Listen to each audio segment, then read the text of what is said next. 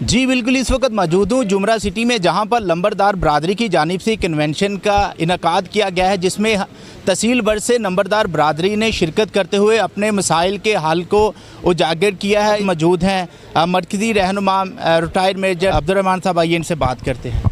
जी तो मेजर साहब, आज आपने इवेंट यहाँ पे मुनक्कद किया जिसमें इलाका भर से नंबरदार साहबान यहाँ पर आए और उन्होंने अपने तहफ़्फ़ुज़ात भी आपके सामने रखे, जिनका हल वक्त की अहम ज़रूरत है, ताकि अपने हलके में, अपने एरिए में नंबरदार बरादरी जो है वो अपने वसाइल को इस्तेमाल करते हुए ख़ास तौर पर ज़राअत के माशरे में बेहतरी लाने के लिए अपना किरदार अदा कर सके। तो इस हवाले से जो मरकज़ी क़यादत है वो किस तरह से कोशा है?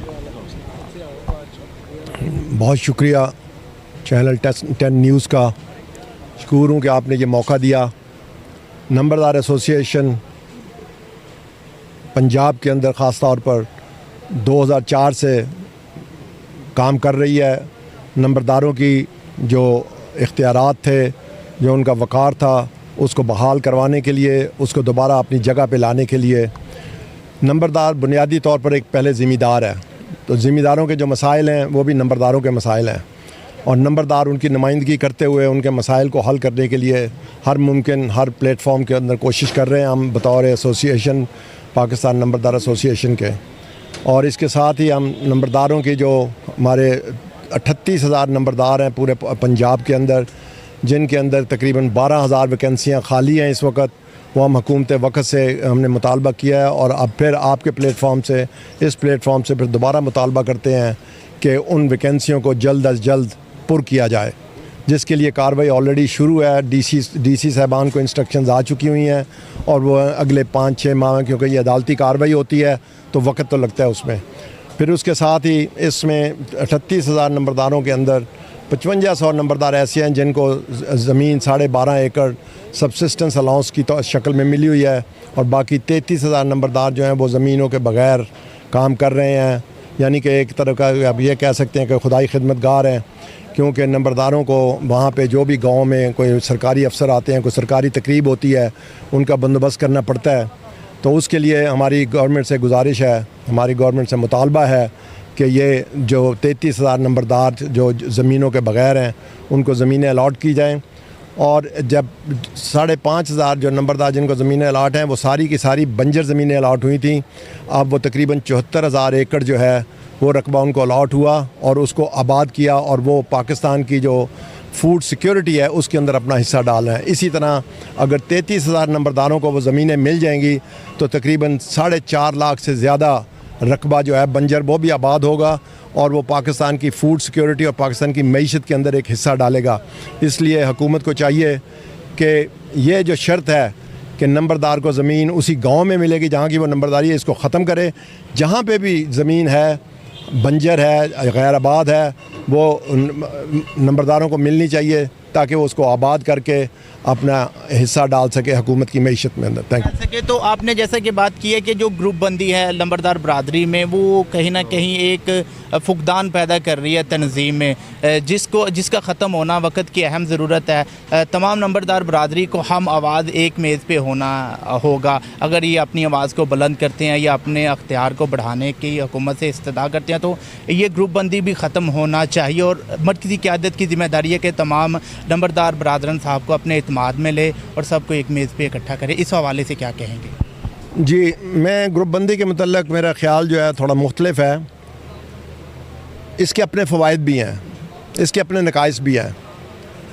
अगर कोई ग्रुप नंबरदारों की कॉज़ के लिए, नंबरदारों की बेहतरी के लिए काम कर रहा है तो इसका मतलब वो हमारा हिस्सेदार है, चाहे उसका मंजिल एक है, रास्ते मुख्तलिफ हैं, तो कोई फ़र्क नहीं पड़ता। मैं इस रास्ते से उस मंज़िल पे पहुंचता हूँ, वो ग्रुप उस रास्ते से उस मंज़िल पे पहुंचता है, तो मेरा ख्याल है कि वो हमें काबिल कबूल है और हम उसको वेलकम करते हैं और हम उसके साथ मिलकर चलने को तैयार है।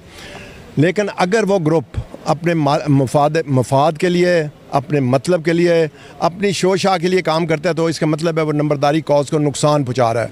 हम उसका ज़रूर किला कमा करना चाहेंगे, और उसको चाहेंगे कि हम वो राह रास्त पे ला के हम उनको अपने साथ मिला के साबुत कदमी के साथ, रास्त कदमी के साथ काम करें। जी तो तारक साहब क्या कहेंगे आज के हवाले से आप? मैं तमाम दोस्तों का मशकूर हूँ जी तहसील चक जुमरा का और ख़ास तौर पे तहसील जड़ावाला से तशरीफ़ लाने वाले अपने तमाम नंबरदार साहिबान का, और ख़ास तौर पे सदर पंजाब नंबरदार एसोसिएशन मेरे भाई मेजर रिटायर्ड राना अब्दुर्रहमान साहब का कि वो यहाँ तशरीफ़ लाए हैं। उन्होंने मसाइल जो उनके इल्म में पहले ही हैं, लेकिन हम ये चाहते हैं कि अब ज़रा हम थोड़े मुत्तहिद हो के हुकूमत पंजाब को इनकी क़यादत में ये पैगाम दें कि अब हम मुत्तहिद हैं, अब हम अपने हकूक़ के लिए लड़ेंगे और हम मेजर साहब के साथ शाना बेशाना खड़े हैं और इंशाअल्लाह इनके साथ आखिरी हद तक जाएंगे। जी, तो डॉक्टर साहब आप भी मर्कज़ी क़यादत का हिस्सा हैं, तो क्या कहेंगे आज के हवाले से? आज की तकरीब बड़ी अच्छी थी और ये मैं इनका खराज तहसीन पेश करता हूँ लियाकत अली बार साहब को, जो कि चक जुमरा के प्रेसिडेंट हैं। तो हमारी तंजीम जिस तरह मेरे साहब ने फरमाया है कि 2004 से नंबरदारों के हकूक़ के लिए काम कर रही है और नंबरदार आवाम और हुकूमत के दरमियान पुल का किरदार अदा करता है और इंशाअल्लाह ताला हम इस तरह से करते रहेंगे। और हुकूमत को जो हमारे किसी भी किस्म के मसाइल हैं, हमारी तंजीम उनके लिए मुख्तलिफ़ जगह प्लेटफॉर्म पे जाके हुकूमत के नुमाइंदों के साथ बातचीत करती है और जो नंबरदारों के तहफ़्फ़ुज़ात है उनसे उनको आगाह करती है और हुकूमत वक़्त हमारी आवाज़ सुनती है और इंशाअल्लाह ताला हमारी जद्दोजहद नंबरदारों के लिए जारी रहेगी। जी, तो उस्मान साहब क्या कहेंगे आज के हवाले से? मेजर साहब की क़यादत में हम हर वक्त तैयार हैं, जहाँ भी उनको ज़रूरत है हम उनके साथ हैं और साथ रहेंगे और साथ हैं। और जिन मेंबरान ने आज हलफ उठाया है, जो कबीना में नए लोग आए हैं, उनको क्या मैसेज देंगे? वो हमारे साथी हैं, हमारे गांव के साथ उनका चेक 188 रेबे से, और हम वेलकम करते हैं उनको इसमें शामिल करके।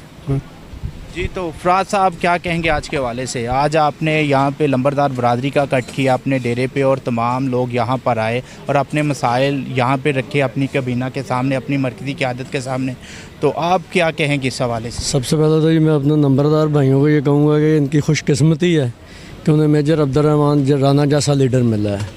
अगर वो इस स्टेज पे भी अब भी मेजर साहब के साथ मुत्तहद नहीं होते, ख़ास तौर पर जिस तरह लियाकत अली बार साहब ने कहा ये चक जुमरा के नंबरदार हैं, वो बुलाने पे बहुत कम आते हैं, तो मैं तो कहूँगा कि ये नंबरदारों की फिर बदकिस्मती है कि अगर वो मेजर अब्दुर्रहमान राना जैसे लीडर की क़यादत में अब भी मुत्तहद नहीं होंगे तो फिर सारी ज़िंदगी जिस तरह नंबरदारों के साथ जो हो रहा है उसी तरह वो होता रहेगा अगर वो नहीं मुत्तहद होंगे तो।